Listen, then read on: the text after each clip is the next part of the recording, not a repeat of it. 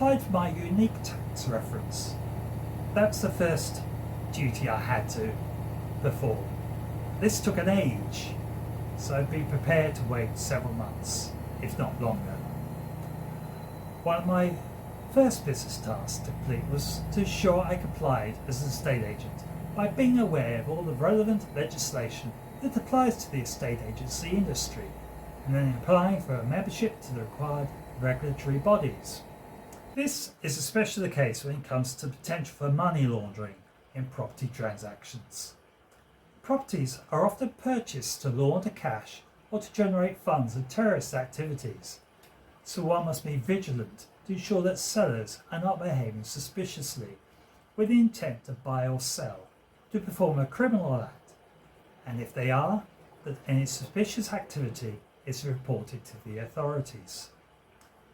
The first requirement was to acquire a certificate of professional indemnity insurance to protect myself against the legal costs if sued, and claims for compensation for financial loss while having delivered professional services to clients.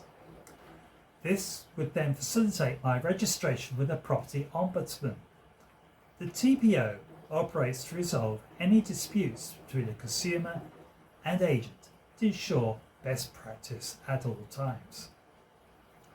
While waiting for my TPO registration to be processed, I registered with the Information Commissioner's Office to ensure I had access to the resources required to comply with the General Data Protection Regulation, GDPR, to protect my clients' right to have their information kept safe while being used to process their house sale.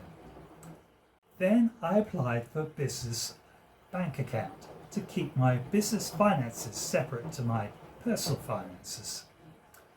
This would allow me to account for all business income and expenses generated while trading as an estate agent.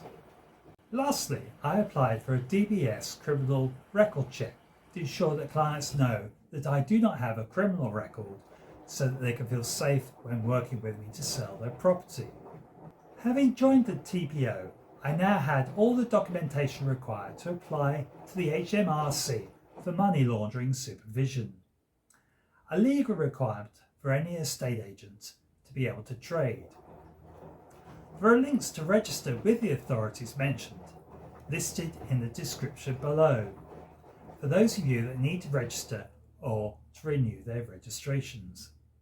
For your information, the investment required to acquire these services for a sole trader operating from one branch amounts to somewhere in the region of £1,000.